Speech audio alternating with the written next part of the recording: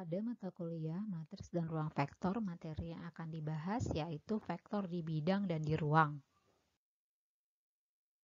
Pokok bahasan yang akan dibahas yaitu notasi dan operasi vektor, perkalian titik dan proyeksi ortogonal, perkalian silang dan aplikasinya. Notasi dan operasinya. Vektor merupakan besaran yang mempunyai arah, berbeda dengan skalar. Kalau skalar itu hanya memiliki besaran saja. Nah, di sini vektor memiliki besaran dan memiliki arah. Notasi vektor itu dinyatakan dengan C garis di atas, yaitu C vektor, berisi komponennya. Misalnya di sini ada vektor dalam ruang dimensi 3, berarti komponennya ada 3, C1, C2, C3. Atau bisa juga dituliskan dengan C1I vektor tambah C2 J vektor tambah C3 K vektor. Atau boleh dituliskan dalam bentuk himpunan C1, C2, C3. Nah, notasi panjang vektor. Misalnya dipunya di sini vektor C-nya seperti C1, C2, C3. Maka untuk menentukan panjang vektor yaitu mutlak C vektor sama dengan akar dari C1 kuadrat tambah C2 kuadrat tambah C3 kuadrat. Nah, di sini ada juga yang disebut sebagai vektor satuan. Vektor satuan itu adalah vektor yang panjang atau normnya sama dengan 1. Jadi kalau kita menentukan panjang vektor itu disebut juga dengan norm. Operasi vektor meliputi penjumlahan antar vektor, tapi di sini harus pada ruang yang sama. Misalnya R2 dengan R2, ruang pada dimensi 2 dengan ruang dimensi 2 juga, atau R3 dengan R3. Itu baru boleh dijumlahkan. Lalu perkalian dengan vektor, ini ada dua, perkalian dengan skalar, artinya perkalian suatu vektor dengan suatu konstanta.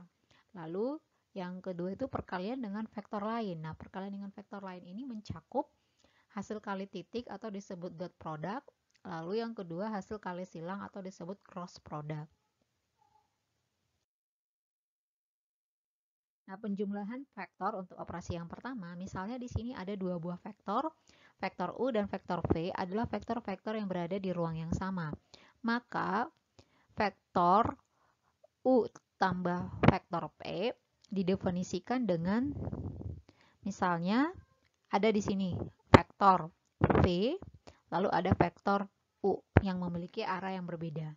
Maka dari sini untuk menjumlahkan vektor U tambah vektor P secara geometris itu dapat ditambahkan suatu garis bantu. Jadi misalnya di sini panjang vektor U itu adalah norm dari U. Nah, di sini dibentuk dia garis bantu.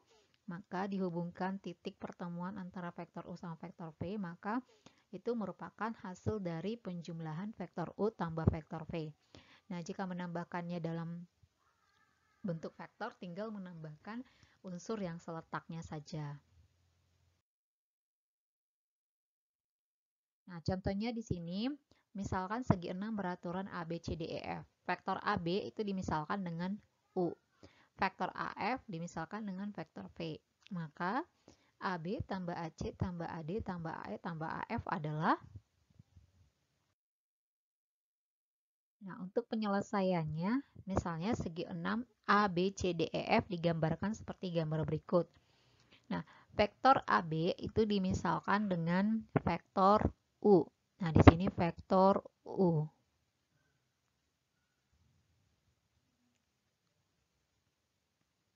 Vektor U. Lalu AF itu dimisalkan dengan vektor V. Nah, dari sini jika diperhatikan AB itu sama dengan vektor AB itu sama dengan vektor BG ya, hasil translasinya itu juga U vektor. Nah, lalu jika dilihat AF itu juga sama aja dengan CD. CD itu berarti di sini V vektor dan sama juga dengan GC. GC itu ditambahkan itu juga GC itu V vektor. Nah, maka kita dapat menentukan BC. BC itu berarti U vektor ditambah dengan V vektor. Nah, lalu untuk menentukan AC, AC itu sama dengan AB ditambah dengan BC. Berarti AB-nya U, BC-nya U tambah V. Berarti diperoleh dari sini 2U tambah V. Kemudian untuk menentukan AD itu adalah AC ditambah dengan CD. Sehingga AC itu besarannya diperoleh dari sebelumnya 2U tambah V. Kemudian CD-nya V, maka dihasilkan AD-nya ini. Selanjutnya, EF itu dapat di EF itu sama dengan BC ya. EF sama dengan BC, sehingga BC itu tadi U tambah V. Kemudian untuk AE itu didapat dari AF ditambah dengan EF. AF itu besarannya tadi V ya, AF V ya, AF. Nah, kemudian di sini EF-nya itu EF itu didapat dari tadi EF-nya U tambah V, maka didapatkan AE-nya ini. Sehingga untuk menentukan AB tambah AC tambah AD tambah AE tambah AF, tinggal menjumlahkan hasilnya, maka akan diperoleh hasilnya adalah 6U tambah V. Perkalian vektor dengan skalar. Perkalian vektor U dengan skalar K itu dituliskan dengan KU vektor. Didefinisikan sebagai vektor yang panjangnya K kali panjang vektor U dengan arah yang sama. Jika K-nya besar dari 0, maka searah dengan U vektor. Sedangkan jika K-nya nanti kurang dari 0, maka itu berlawanan arah dengan U vektor. Misalnya di sini vektor U jika dikalikan dengan 2, K-nya 2, maka diperoleh hasilnya 2U vektor, itu akan panjangnya 2 kali dari vektor U. Tetapi jika dikalikan dengan K-nya minus 2, maka panjangnya tetap 2 kali vektor U, tetapi arah vektornya itu berlawanan arah. Scaling, jadi perkalian dengan skalar itu sama aja dengan pembesaran ya scalingnya. Misalnya di sini ada P nih. P misalnya seperti ini P-nya. Jika misalnya P-nya itu kita perbesar sebesar 2 kalinya, maka dihasilkan bentuknya P aksen seperti ini, maka dia besarannya itu 2 kali dari si P. Nah, secara analitis, kedua operasi pada vektor di atas dapat dijelaskan sebagai berikut. Nah, misalkan A-nya, vektor A-nya A1, A2, A3. Lalu B-nya, vektor B-nya B1, B2, B3 adalah vektor-vektor di ruang yang sama. Maka, jika dijumlahkan, A tambah B itu sama dengan A1 tambah B1, lalu A2 tambah B2, lalu A3 tambah B3. Sedangkan kalau dikurangkan, sama juga, tinggal mengurangkan elemen yang seletak. Lalu kalau misalnya di suatu vektor A dikalikan dengan skalar, itu dikalikan aja K itu ke setiap elemennya. Perkalian antara dua vektor. Perkalian antara dua vektor tadi ada dua, yaitu hasil kali titik atau disebut dot product, lalu hasil kali silang disebut cross product. Yang pertama untuk hasil kali titik atau dot product. Merupakan hasil kali titik itu merupakan operasi antara dua buah vektor pada ruang yang sama yang menghasilkan skalar. Sedangkan hasil kali silang atau cross product merupakan operasi antar dua vektor pada ruang dimensi 3 yang menghasilkan vektor. Yang pertama untuk dot product. Misalkan ada vektor A dan B pada ruang yang sama, maka hasil kali titiknya dapat dinyatakan dengan A dot B itu adalah norm A kali norm B kali cos alpha, di mana norm A itu panjang A, norm B panjang B, sedangkan alpha itu sudut yang dibentuk oleh kedua vektor tersebut. Ilustrasi dot product pada vektor A dan B. Misalnya A dot B seperti ini. Jadi kalau misalnya vektor A itu dinyatakan dengan ini, vektor A. Nih, lalu ada vektor B. Antara vektor A vektor B membentuk sudut alfa sebesar alfa. Jadi kalau misalnya di sini kita buat garis putus-putus seperti ini, maka di sini akan membentuk segitiga Pitagoras. Sehingga nilai dari panjang dari ini, ya misalnya vektor A itu panjangnya norm A tadi ya, norm A. B itu tadi panjangnya norm B. Lalu di sini dari sini akan didapatkan secara Pitagoras, ya ini juga pasti di sini Pitagoras. Nah, maka panjang dari ini itu sama aja dengan B cos alfa. Sama juga dari segitiga yang besar ini, untuk mendapatkan panjang B itu sama aja juga dengan A cos alfa. Sehingga kalau misalnya dikalikan ya, A dot B itu sama aja dengan norm A kali norm B kali cos alfa.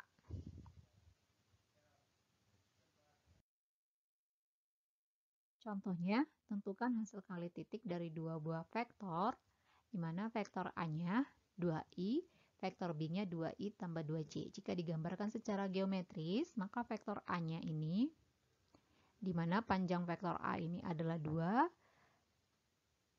sedangkan vektor B-nya ini, di mana panjangnya ini adalah akar 8, panjang vektor B.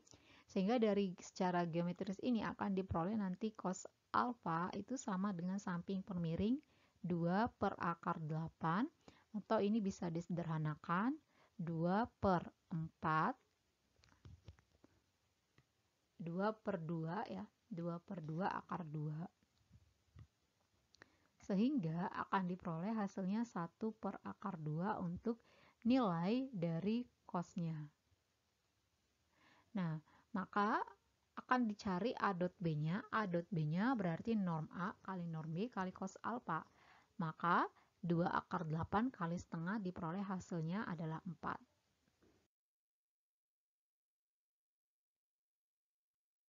Nah, misalnya di sini ada 3 buah vektor, di mana sudut yang dibentuk antara vektor B dan vektor C itu adalah alfa. Sehingga untuk mencari A kuadrat dari sini dapat menggunakan aturan kosinus seperti ini.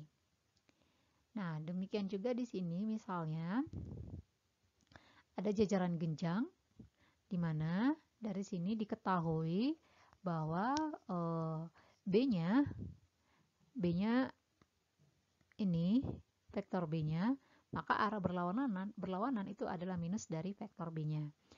Lalu di sini panjang B, ini ada vektor A nih, vektor A, maka panjangnya norm A, sehingga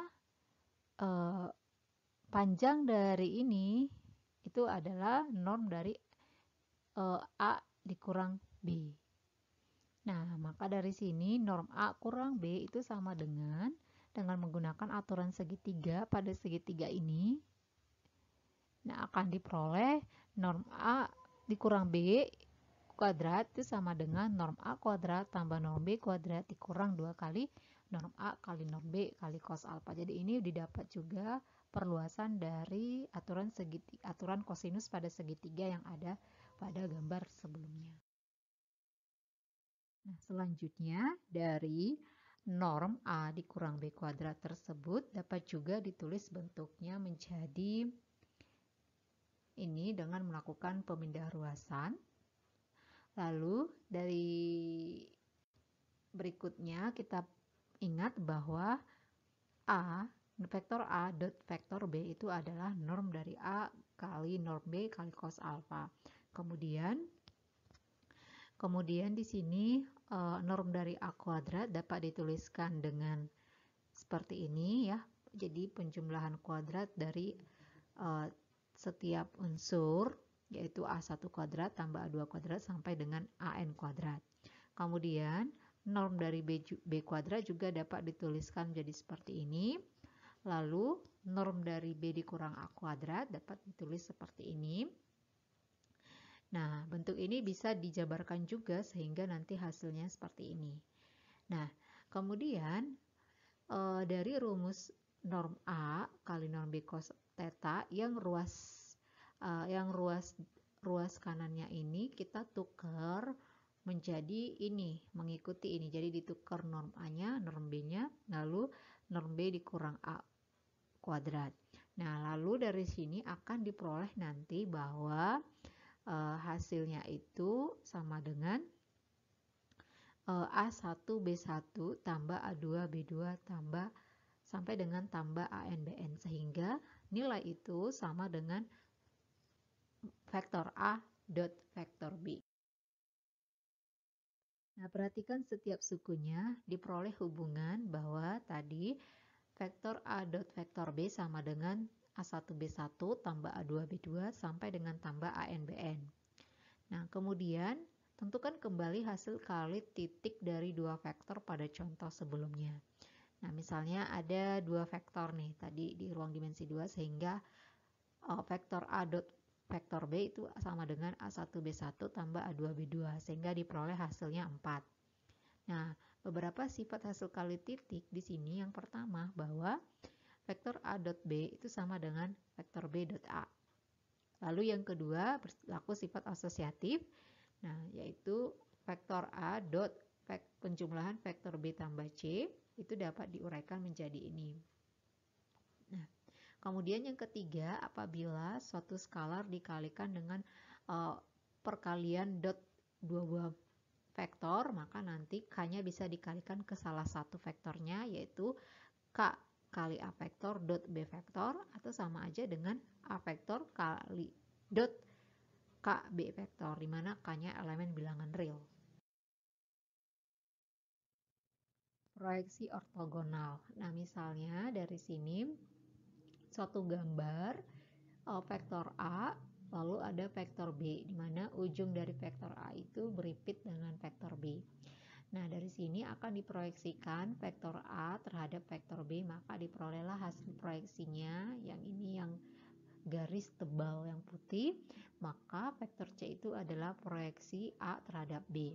Lalu jika diambil suatu garis yang tegak lurus dengan vektor B dinamakan vektor W, maka dari sini akan dibentuk bahwa A vektor itu sama dengan W vektor tambah C vektor. Nah, kemudian jika kedua ruas didotkan dengan vektor B, maka akan diperoleh hasilnya seperti ini. Vektor A dot vektor B sama dengan W tambah C dot B vektor. Kemudian dilakukan perkalian secara distributif, maka akan diperoleh hasilnya seperti ini. Nah, lalu dari persamaan ini, antara vektor W dan vektor B itu membentuk sudut 90, sehingga cos-nya, cos 90 itu adalah 0, sehingga W dot B itu sama dengan 0. Sedangkan C dot B, nah dari sini dilihat bahwa si C itu adalah K kali B vektor. Kenapa K kali B vektor? Karena vektor C terletak di segaris dengan vektor B, di mana panjang dari vektor C itu dimisalkan K kali vektor B-nya. Sehingga si vektor C ini diganti menjadi K kali B vektor dot B vektor, sehingga dapat dituliskan B vektor dot B vektor itu sama dengan norm dari B kuadrat. Maka dari sini akan diganti nilai K-nya, diperoleh K-nya sama dengan nih vektor A dot vektor B dibagi dengan norm B kuadrat.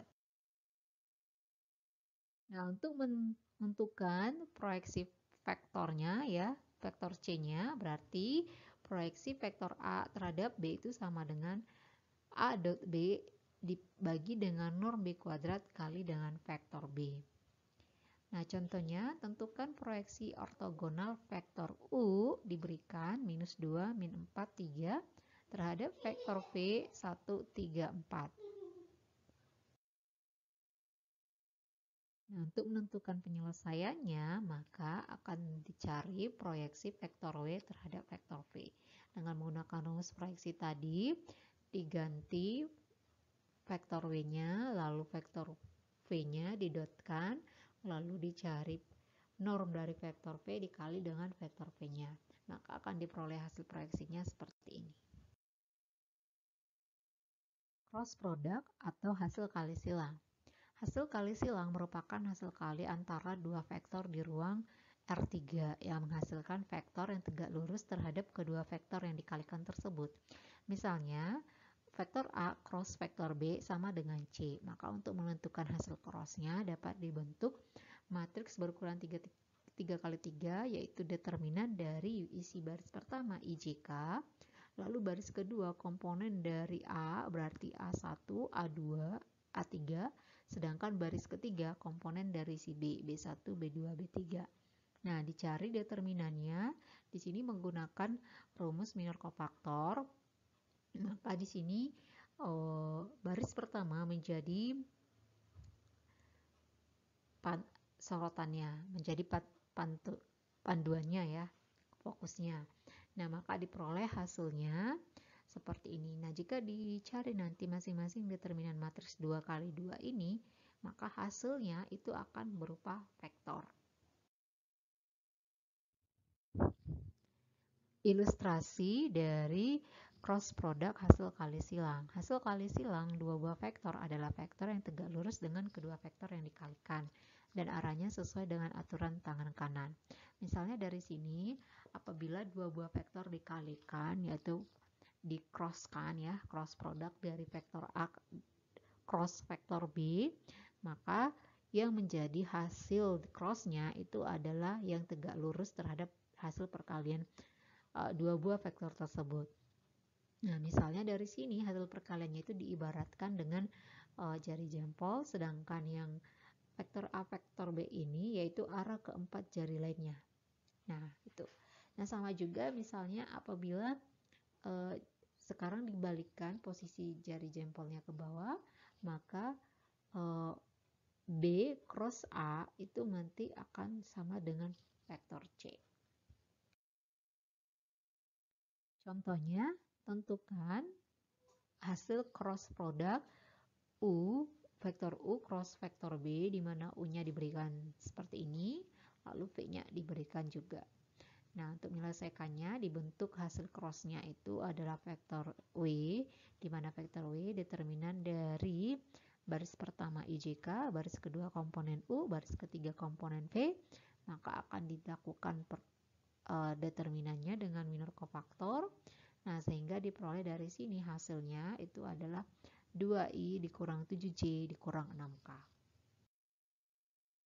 Nah, berikut beberapa poin penting dalam cross product. Yang pertama, pada perkalian silang tidak berlaku sifat komutatif, sehingga A cross B itu tidak sama dengan B cross A. Yang kedua, pada perkalian silang berlaku sifat anti-komutatif, yaitu bahwa A cross B sama dengan minus B cross A. Jika kedua vektor A dan B saling tegak lurus, artinya membentuk sudut 90 derajat, maka panjang dari A cross B itu sama dengan AB, yaitu sin 90 derajat sama dengan 1. Nah, kemudian jika kedua vektor A dan B searah yaitu membentuk 0 derajat, maka mutlak dari A cross B itu sama dengan 0 karena membentuk 0 derajat, nilai sinusnya adalah 0. Kemudian, jika kedua vektor A dan B berlawanan arah, yaitu membentuk sudut 180, maka panjang dari A cross B sama dengan 0 karena sinus 180 sama dengan 0. Nah, beberapa sifat cross product. Nah, di sini apabila U dot perkalian cross product U dan V sama dengan 0. Yang B juga demikian jika V dot hasil cross U dan V itu juga 0. Nah, ini apabila norm dari U vektor cross V vektor kuadrat itu sama dengan norm dari U kuadrat kali norm dari V kuadrat dikurang vektor U cross vektor V dikuadratkan. Dari sifat ketiga tadi yang seperti ini dapat juga dijabarkan kembali, yaitu dengan mengganti U dot V-nya menjadi ini, diganti. Nah, lalu dijabarkan, maka di sini akan diperoleh hasilnya itu adalah norm U kuadrat kali norm V kuadrat kali sin kuadrat alfa. Sehingga panjang dari norm dari U cross V itu sama dengan norm U kali norm V kali sin alfa. Nah, perhatikan ilustrasi berikut. Misalnya ada vektor U, lalu ada vektor V membentuk sudut alfa. Nah, vektor U panjangnya norm U, kemudian akan dicari di sini ditambahin garis bantunya, lalu ditarik garis yang tegak lurus terhadap vektor U dari ujung vektor P, maka akan diperoleh hasilnya itu, panjangnya itu adalah norm V kali sin alfa. Sehingga luas jajar ini membentuk bangun jajaran genjang, sehingga luas jajaran genjangnya itu sama dengan alas kali tinggi. Nah, alasnya itu adalah U, ya U, lalu tingginya adalah V, norm V kali sin alfa, sehingga ini sama aja dengan norm dari vektor U cross vektor V. Nah, luas segitiga yang dibentuk oleh kedua vektor tersebut, nah di sini kan ada segitiga, maka luas segitiganya tinggal membagi dua, berarti setengah dari norm vektor U cross V. Nah, misalnya di sini diberikan contoh, diketahui titik-titik di ruang R dimensi 3 ya, A-nya, B-nya, lalu C-nya. Nah, apabila digambarkan, ini pada ruang dimensi 3 akan membentuk segitiga ABC. Nah, yang ditanya tentukan luas segitiga ABC. Untuk menentukan luas segitiga ABC, yang pertama, vektor AB, yaitu B kurang A. Nah, sehingga koordinatnya diperoleh 3, 2, 2. Lalu, vektor AC, berarti C kurang A, vektornya itu adalah 1, 4, 5. Nah, maka akan di-crosskan antara AB, vektor AB cross vektor AC. Maka diperoleh hasil vektornya seperti ini. Lalu, luas segitiga ABC yang berimpit di A itu adalah luasnya, berarti setengah dari norm dari hasil crossnya. Maka diperoleh luasnya adalah setengah akar 273. Nah, bisa juga jika berorientasi pada titik B, maka nanti BA-nya, vektor BA diperoleh hasilnya, lalu vektor BC juga, maka di-crosskan vektor BA cross vektor BC hasilnya ini, sehingga dapat dicari luas segitiga ABC yang berimpit di B-nya itu adalah sama dengan apabila tadi orientasinya pada titik A. Jadi pada orientasi titik manapun pasti akan menghasilkan luas segitiga yang sama.